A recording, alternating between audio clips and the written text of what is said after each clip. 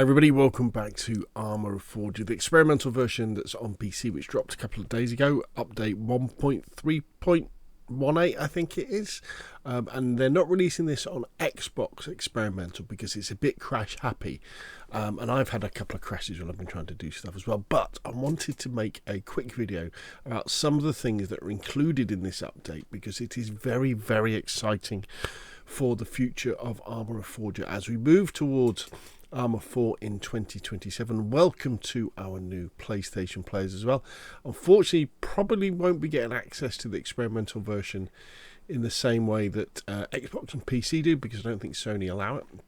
But who knows what may well happen in the future. But now we have, and you will be getting fairly shortly, some armor for the American side. So we've got this armoured amphibious vehicle that has a very nice cannon and machine gun on the top. It's very, very cool. So that's coming as well. The Russians are getting another armoured vehicle. I think it's new, which is this. I always get BMPs and BTRs all mixed up, but it's this one which basically has got wheels. So I think what it means is this is amphibious. I haven't tested it, so I don't know. But anyway, it's always good to have more armour. And this is incredibly exciting now. So let's go over to the UH1, the Huey, and what you can see on the side of it is, yes, we now have proper gunships because they have rocket launchers for ground support, and of course we've had the machine guns on the sides since the last update. Absolutely beautiful, absolutely beautiful. And I know PlayStation players out there may well be smarting a little bit if you weren't aware that when you buy Arma Reforger on PlayStation, you don't get access to mods yet. However, when you've got an MI8 with rockets on the side like this, and there's the machine gun in the nose, and there's another machine gun somewhere around the back, I think, isn't there? There we go. You know, do we really need mods? We kind of get into the phase where vanilla Arma Reforger is incredibly exciting.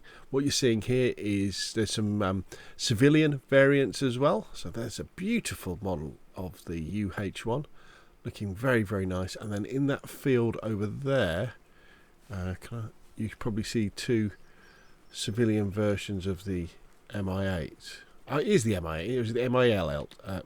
I get the names wrong, but that's really cool and great for creating scenarios and different role playing and things like that.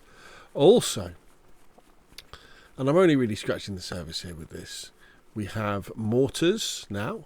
So there's going to be lots of tutorials coming on about how to use mortars, how to aim them, how to fire them. I'm not going to fire one here because last time I did it crashed the game, so I'm going to leave those. But what is incredibly exciting is if we take a run down here, I'm playing an American Special Forces marksman.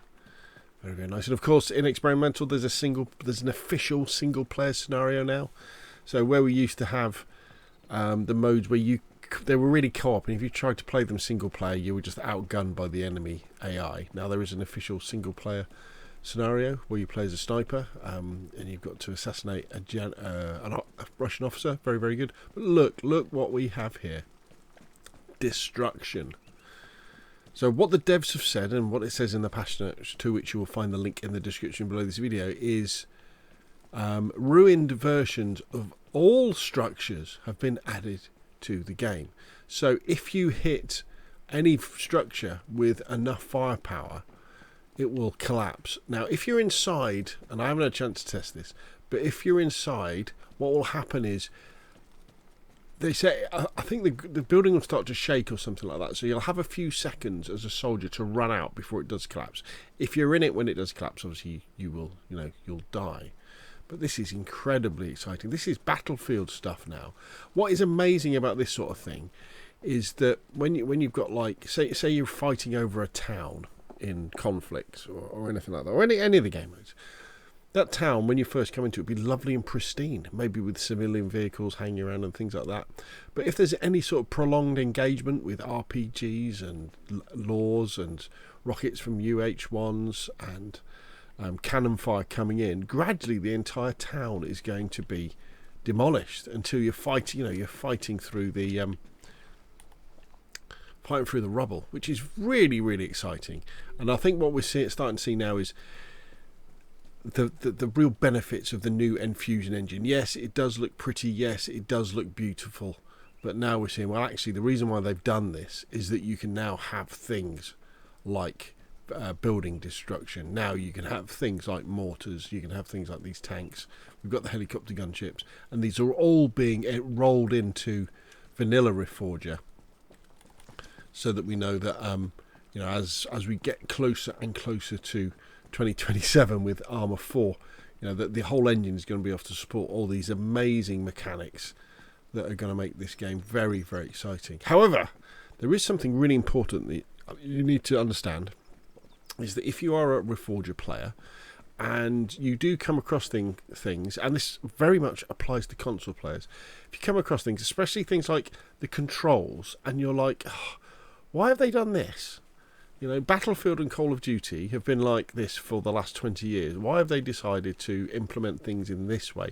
Please, please, please use the feedback tracker, and I'll put a link to it in the description below this video, to go on there and suggest things. Now, you'll have things like bugs where things are obviously wrong, but you'll also have things like, so for example with me, I'm about to go on the feedback tracker because there's been a new flight model for the helicopters for, I think, the last update.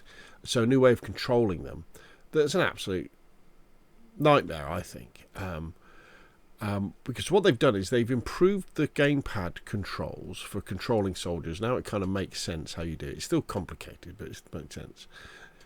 But at the same time, they updated the helicopter ones.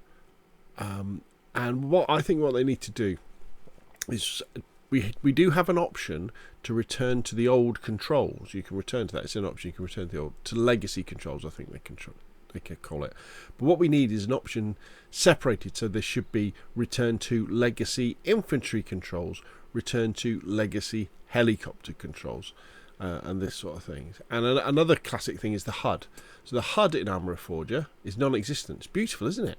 How immersive is this?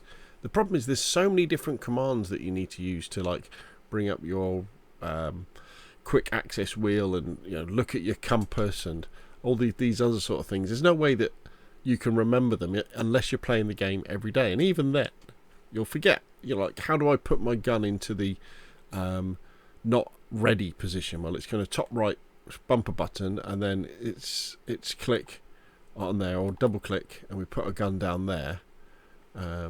How can you remember that? It's very, very difficult to remember it. And how do I get my gun back up again? Well, I need to press the left trigger. How do we inspect my gun? Well, you've got to press and hold Y. This now I can take things on and off. And Reforger is incredibly powerful. How do I go back to third person? We need to have an option on the screen, well, in the settings, sorry, to be able to turn the HUD element on and off. So, like, have an expert HUD, which is this one, immersive HUD, where there's nothing there. And then you need to have one that is an intermediate HUD, which has some of the core controls. Then beginner's HUD, where literally all around the edges of the screen there should be prompts about how to do everything for, and if you're playing on keyboard and mouse, it's keyboard and mouse. If you're playing on gamepad, it's gamepad.